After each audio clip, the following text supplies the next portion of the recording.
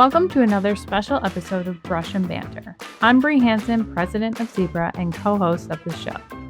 This week, we're pulling together some of the most important conversations we've had around building a sustainable creative business. In this minisode, we're talking about something that can be surprisingly hard, saying no. Whether it's turning down projects, setting boundaries with clients, or protecting your time, these decisions often shape your business more than the yeses do. You'll hear from Jen Talley, Courtney Wiesel, Alli K, and Off the Walls Murals as they share how learning to say no has helped them protect their energy, value their work, and build businesses that actually support their lives. We hope this episode gives you permission to be a little more selective and reminds you that saying no is often what makes the right yes possible. This started from a hobby, so I didn't really know what I was doing. I don't regret spending that much time on it because that's what helped me learn and it's what helped me grow. But what I am more intentional about now is setting boundaries, I guess, for myself and my business. So I used to say yes to everything, yes to every piece of furniture, yes to every client, yes to every partnership or brand deal or anything like that. And again, I don't regret that because that's what helped me grow and learn.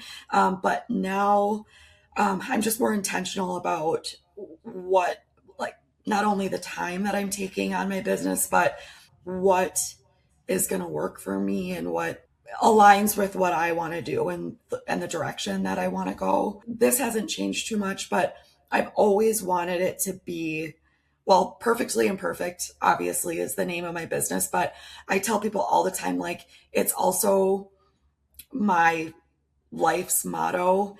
So I want my business to be like that. Nothing is perfect, but that's what makes it me. That's what makes it good. So yeah, I just try to keep everything in line with that. Yeah. I love hearing that, that in the early days, maybe the boundary was a little more loose, but you have been a bit more firm in that. And it makes for a more sustainable business, I'm sure. And something that I think people should pay more attention to, I guess knowing your market is huge for me. And that's something that I think just happens over time because, you see what sells, but like, just because I love seeing this person's furniture doesn't mean that type of furniture, that style is going to sell in my market. So in order to be successful, I think you need to really find out what works for you and where you're at. And I feel like, your demographics and geographic has so much to do with that. How do you deal with it if a client comes to you and they want something that's just not in your wheelhouse or in your vision, and it's something that you don't necessarily want your name on? How do you approach something like that? Early in my business, I would definitely be like, I can do anything. Yeah. And then you kind of like say yes and figure it out later. Is that an Alli K quote? Maybe.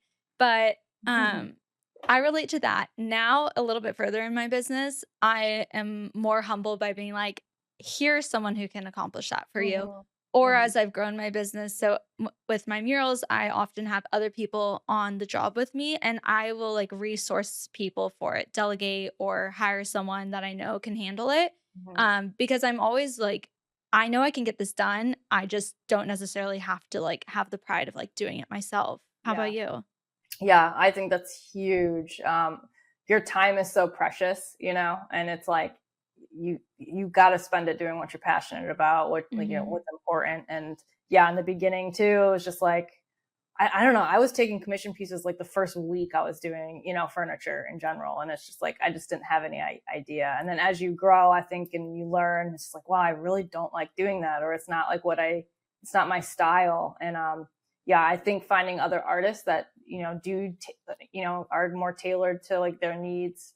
Like I don't do kitchen tables and chairs. That's just not something that's a huge project, but there are some people that do. And, I like supporting other artists and businesses, and having those referrals, I think, has been huge. And also just like the confidence of like, there's different kinds of doctors that treat different things, like, right. No, I'm not a doctor, but, specializing in what you're good at and, having confidence in that, I think, is important. Being a mom and an artist, like, it's just, they are both the most important things, you know what I mean? But like being a mom and being present for my kids and running a business, it's just like, how do you juggle all of it? And what I'm just like really doing this time in my life is just like reeling back, living in the moment, appreciating where I'm at, even if it's not comfortable, and just kind of like, it used to be about the hustle and, go, go, go. And when I just had one kid, it was even like, I was able to hustle and crank out pieces and work all the time. And now,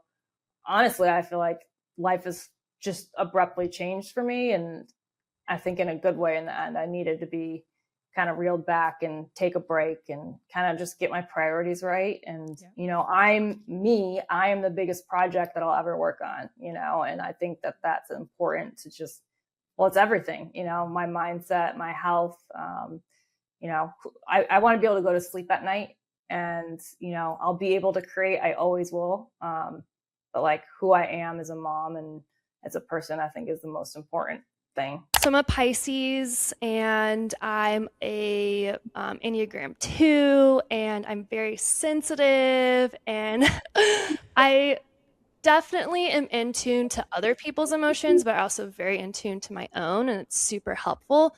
And so I know my body and I know my brain and how it reacts, and luckily I can figure out what works and what doesn't work, and when I feel this way, I need to do this way. And so social media has, again, ever evolving, and it's a quick change, and so I'm having to ever evolve how I react to it. So I've quickly learned that I love you, I support you, but I can't follow you on Instagram. So I actually don't follow a lot of other artists because it's just not helpful for my mental stability. It sounds like you do a good job at putting on not blinders, but boundaries that you can respect. So you have an awareness of what's going on in the community. Because I feel like you're really tapped into the community, but you also have your own boundaries that protect yourself.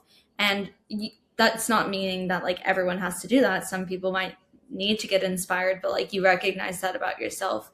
Yeah, I think the real magic is off of social media. And so that's like me going to an art camp or FaceTiming my small community of mural friends, and they keep me up to date on things like that. But yeah, I think the doom scrolling other artists, it's great, but man, it gets you into that trap of comparison, and it's just not healthy. I don't know. I mean, that's everything with social media, I think. Yeah. Anybody can relate to that. Right. It's a love-hate relationship because like I have met some of my very best friends through social media. So I can't hate it too much, but it is,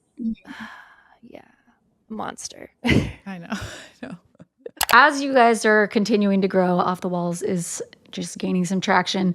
Obviously, your friendships had to grow with it, and that does sound like it's been taking a lot of intentional conversations. What sort of boundaries or systems do you think that you guys put in place to protect the business as you're growing while taking into consideration that it is a friendship as well? So we have boundaries for like our personal lives. I don't know if we have any between us. Maybe we should. I don't know. I think, together we've kind of decided like, so for example, like we used to work weekends and nights and everything. I don't know if this is what you're asking, but we've together decided to put a boundary. Like we don't work super late into the evenings. We both have little kids.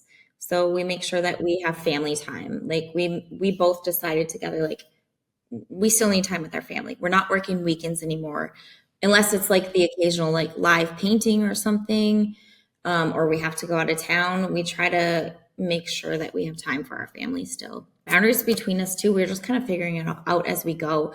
Like this year, we were like, we don't have a vacation policy in place. Like what if one of us takes off 2 months and one of us only takes off a week? So we like I said, as we go, we added a sheet where we can write down so it's like somewhat fair. I had a pretty long vacation last summer, so then we just traded off time. Like she went and then I took care of everything, and then I left and she took care of everything. We just kind of tried to keep things even in that regard. We've quoted some really massive projects before and we're like, oh, okay, that was scary. I feel like we actually have the opposite problem. Like we always undercut ourselves. We're like, you know what? We actually could have gotten more for this project. And so we've just recently started to be like, no, like we know our worth, we know our value, we know what other people are charging. even though the price tag might be bigger than we are personally comfortable spending, like if we were going to buy this mural, we are not our ideal client. We are not these corporations that we're painting for. And so we have to try to take ourselves out of the equation, which I think was, especially early on, kind of a sticking point for us in pricing. We're like, we are not a big company with these budgets. So seeing these numbers that we're quoting feels scary. So then we would undercut ourselves, get the project, and we're like, what are we doing? I feel like that's such a wonderful aha moment. I'm not my ideal client. Because no, I mean, obviously, yeah, sometimes I've quoted projects where I'm like, oh my God, that was so high, it scared me. But yeah, you're absolutely right. Like, I'm not this big brand with millions of dollars backing it. I just love that. So thank you so much. That was a beautiful golden nugget moment for me to even hear. Thank you for listening to the Brush and Banter podcast, brought to you by Zibra. We're so grateful you're a part of the creative community. Gearing up for your next project? Head to enjoyzibra.com to grab your new favorite brushes, designed for comfort, precision, and serious creative flow. Be sure to follow Zibra Painting on Instagram for painting tips, artist features, and more. If you enjoyed our banter, subscribe on YouTube or wherever you get your podcasts, and don't forget to leave a 5-star rating and review. Now, go make something beautiful. We'll be here when you need a little banter.